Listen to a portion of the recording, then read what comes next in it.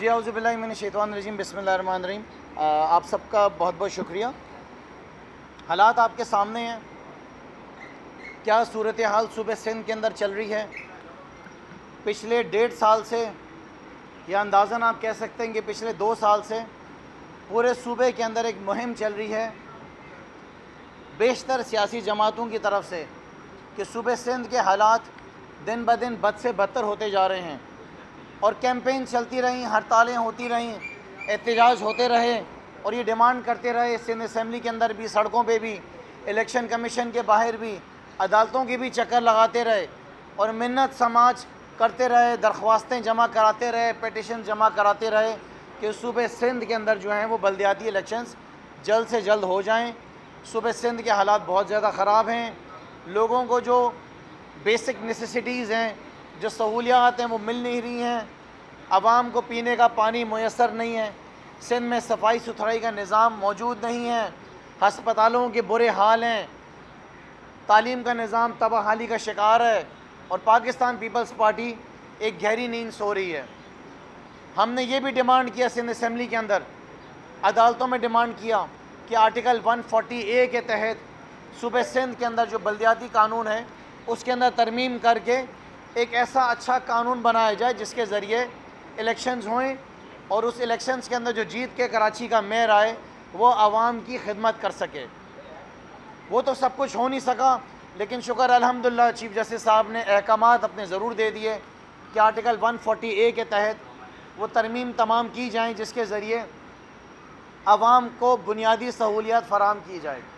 अल्लाह अल्लाह करके इस सूबे के अंदर इलेक्शंस अनाउंस हुए। इलेक्शंस का पहला फ़ेज़ मुकम्मल हुआ जिसके अंदर मंड कर पाकिस्तान पीपल्स पार्टी ने धांधली करी, 2 नंबरी तरीके से इलेक्शन लड़ा, जिसके अंदर इलेक्शन कमीशन खामोश तमाशाई बना बैठा रहा। हम देखते रहे, हमारे लोग उठते रहे, हमारे लोगों को जो है अगवा किया गया, उनको डराया गया, धमकाया गया और उसके साथ साथ जो उनके प्रपोजल और सेकेंडर थे उनको भी अगवा किया गया। हुकूमत सिंध की जो पुलिस है वो इलेक्शन के फ़र्स्ट फेज़ के अंदर पीपल्स पार्टी के उम्मीदवारों की मदद करती रही और वो इलेक्शंस फर्स्ट फेज़ हो गए। वो फर्स्ट फेज़ इलेक्शन का ख़त्म होना था और दूसरे फेज़ का शुरू होना था, जिसके अंदर जाहिर है कि राइटिंग ऑन द वॉल था कि पाकिस्तान तहरीक इंसाफ ने जो सेकंड फेज़ है इलेक्शंस का उसके अंदर कामयाबी हासिल करनी है। वो इलेक्शंस पाकिस्तान तहरीक इंसाफ ने जीतने हैं। उस इलेक्शंस के अंदर पाकिस्तान तहरीक इंसाफ की लीडरशिप को कराची शहर ने, हैदराबाद ने और बाकी ज़िलों ने बड़ी तादाद में कामयाबी देनी है। तो बड़ी प्लानिंग के तहत और ये तमाम ड्रामेबाजी को सामने रखते हुए इन्होंने कल ये ख़बर हमें मिली कि इलेक्शंस पोस्टपोन कर दिए गए हैं। हम सख्त अल्फाज में इलेक्शन कमीशन के इस अमल की मज़म्मत करते हैं। हम इलेक्शन कमीशन के इस फ़ैसले को मुस्तरद करते हैं और हम इलेक्शन कमीशन को फौरी तौर पर मुस्ताफ़ी होने का कहते हैं। ये अल्फाज इलेक्शन कमीशन आपके लिए इस्तेमाल किए जा सकते हैं कि आपको शर्म से डूब मरना चाहिए, चुल्लू भर पानी में आपको डूब मरना चाहिए। आपको इस बात का एहसास नहीं है कि जो इलेक्शंस फर्स्ट फेज़ हुए हैं वो किस तरह हुए हैं, किस तरह धांधली हुई है, किस तरह पंजाब में भी आपने इलेक्शंस कराए और किस तरीके से सूबे से अंदरून सिंध में इलेक्शंस हुए। इलेक्शन कमीशन आपको इस बात का एहसास नहीं है कि सिंध में लोग ज़िंदगी किस तरीके से गुजर बसर कर रहे हैं। आपको इस बात का एहसास नहीं है कि टैक्स पेयर्स का कितना पैसा खर्च हुआ है। इलेक्शन कमीशन आपको इस बात का भी एहसास नहीं है कि यहाँ पे सियासी जमातों ने मेहनत करी, दिन रात अपने लगाए। कौन सी सियासी जमातें, मैं पाकिस्तान पीपल्स पार्टी या MQM की बात नहीं कर रहा हूँ, इन्होंने तो पहले दिन से काम ही नहीं करा था। MQM और पाकिस्तान पीपल्स पार्टी तो ऐसा लगती है कि आपकी हिस्सेदार है।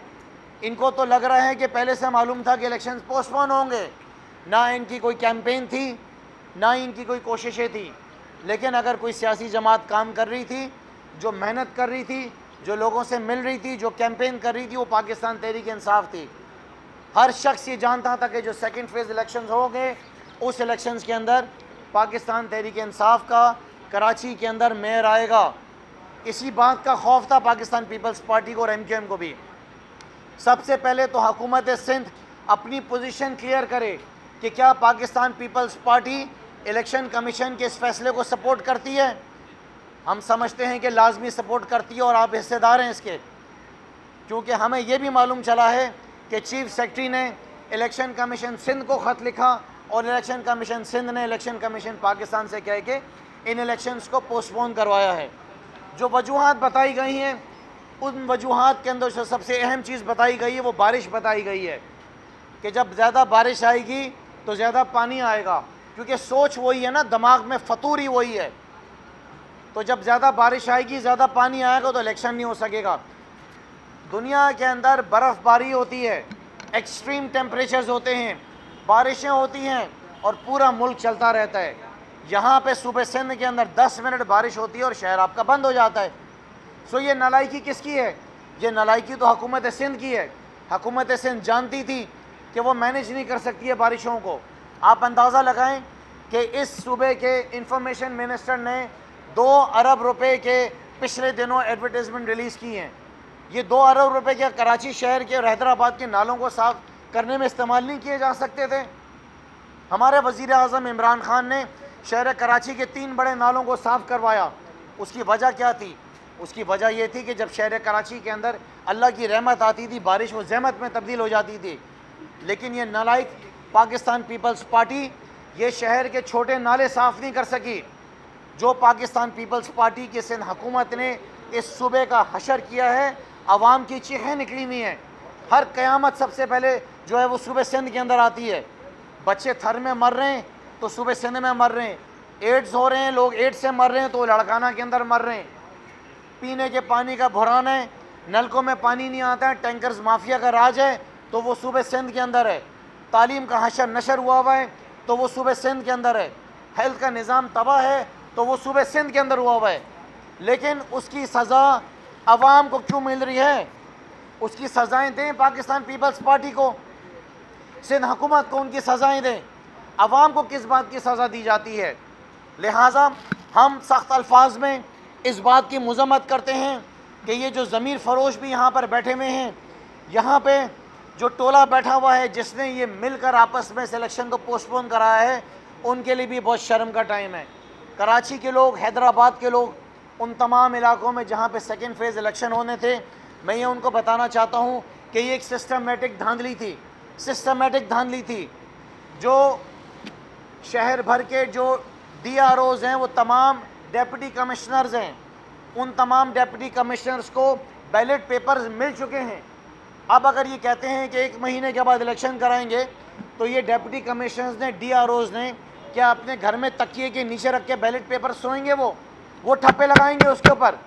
उन DROs ने उन बैलेट पेपर्स पे ठप्पे लगाने, और जब इलेक्शंस आएंगे तो वो ठप्पे लगे हुए बैलेट पेपर्स डब्बे के अंदर जाएंगे।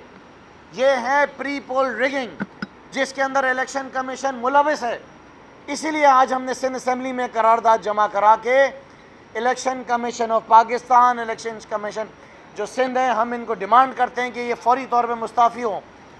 चीफ जस्टिस ऑफ पाकिस्तान से गुजारिश करते हैं कि वो आज खुद नोटिस ले, इसका नोटिस लीजिए चीफ जस्टिस साहब कि ये तमाशा इलेक्शन कमीशन ऑफ पाकिस्तान के साथ कब तक चलता रहेगा, कब तक इस मौजूदा इलेक्शन कमीशन की जो मुसीबतें हैं, इनकी जो ब्लैकमेलिंग है वो हमारे ऊपर रहेगी।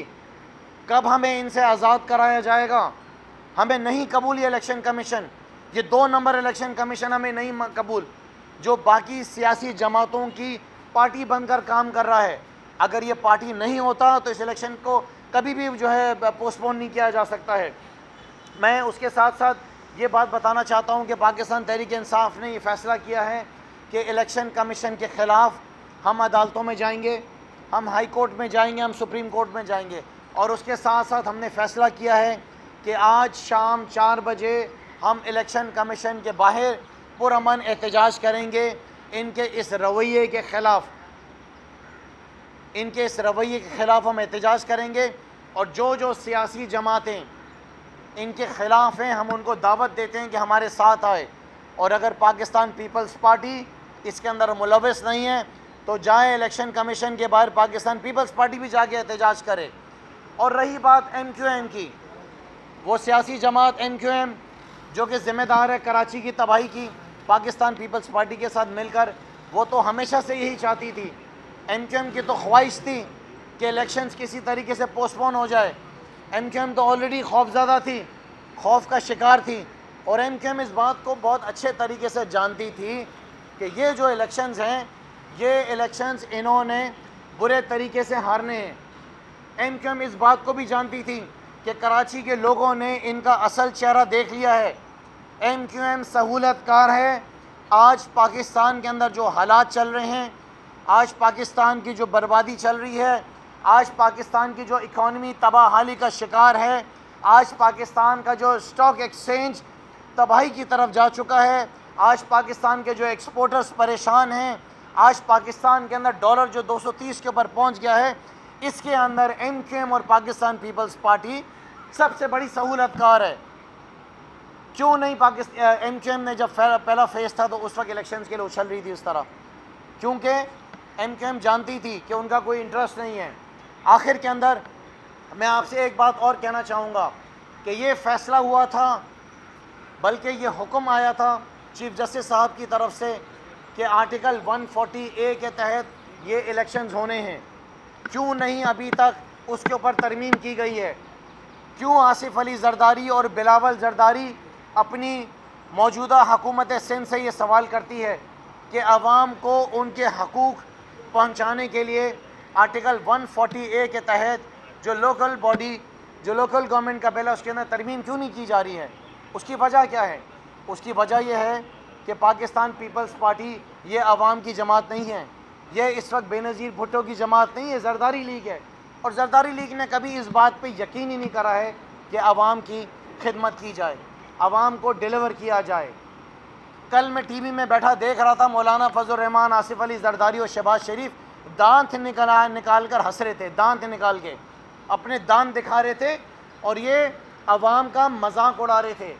ये आवाम को दिखा रहे थे कि तुम लोगों की चीखें निकल रही हैं लेकिन हम खुश हैं। अभी प्लानिंग की जा रही है कि किस तरीके से पंजाब का जो इलेक्शंस हैं उसको रिग किया जाए, किस तरीके से और ज़मीर फ़रोशों को ख़रीदा जाए। देखा जा रहा है कि किस किस को किस कीमत में ख़रीदा जा सकता है। 50-50 करोड़ रुपए की जो हैं वो ऑफ़र्स दी जा रही हैं। चीफ जस्टिस साहब, आपकी ये ज़िम्मेदारी है, हम आपकी तरफ नज़रें लगाए बैठे हैं, हम चाहते हैं कि आप इन बातों का नोटिस लें। ये जो वज़ीर दाखिला राना सनाउल्लाह बैठा हुआ है, जो उसकी बातें, जो उसकी स्टेटमेंट्स आ रही हैं, चीफ जस्टिस साहब आप उसका नोटिस लें। जिस तरीके से मंडी लगने वाली है, एक दफ़ा वापस मेरे सूबे सिंध की आवाम के टैक्स पेयर्स के पैसे की जो मंडी लगने वाली है पंजाब के अंदर, उसका कौन ज़िम्मेदार है? मेरे सूबे सिंध के लोगों के ऊपर जो पैसा खर्च होना है, जो उनकी ज़िंदगियों को बेहतर बनाने के लिए पैसा खर्च होना है, वो पैसा अब आसिफ अली जरदारी जो सिंध हाउस में आज मंडी लगने जा रही है उसके ऊपर वो पैसा खर्च होगा। मेरे सिंध के लोगों के ऊपर वो पैसा खर्च नहीं हो रहा है। मेरे सिंध के लोग परेशान हैं, जिनके लिए आज हम यहाँ पर सिंध असेंबली में खड़े करारदादें जमा करा रहे हैं।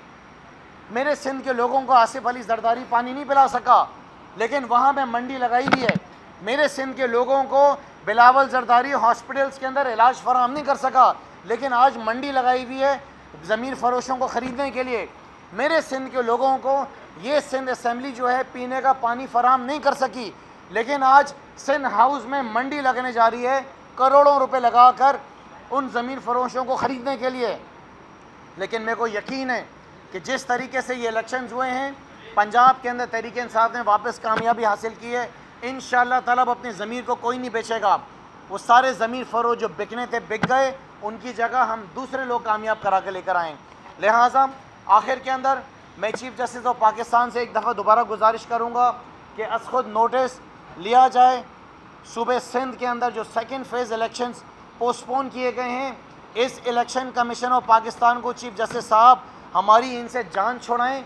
ये पार्टी बने हुए हैं, ये दूसरी सियासी जमातों के हिस्सेदार बने हुए हैं। ये इलेक्शन के अंदर जो रिगिंग हो रही है, जो प्री पोल रिगिंग हो रही है, ये उसके हिस्सेदार हैं।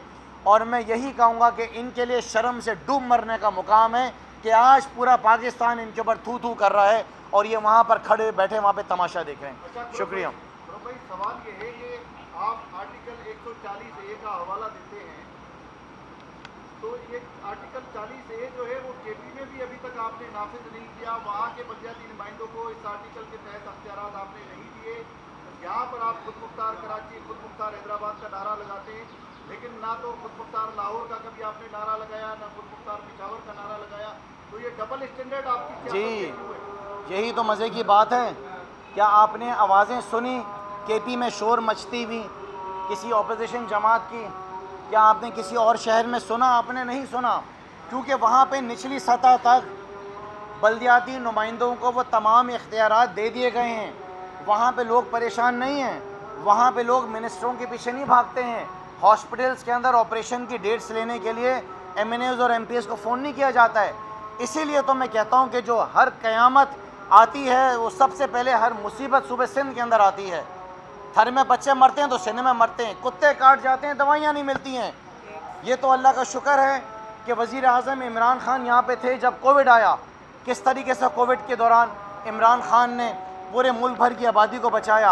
आप में, हम सब, हमारे जिस्म में आज जो कोविड की वैक्सीन है वो वज़ीर आज़म इमरान ख़ान की वजह से ये मुल्क बचा, और उस मुश्किल हालात में हमने कोविड से पाकिस्तान को बाहर निकाला और हम अपनी इकॉनमी को बेहतर किया। लिहाजा ये जंग जारी रहेगी हुकूमत सिंध के ख़िलाफ़, इनके हवारियों के ख़िलाफ़, और इंशाअल्लाह ताला हम अपनी कामयाबी ज़रूर हासिल करेंगे। शुक्रिया।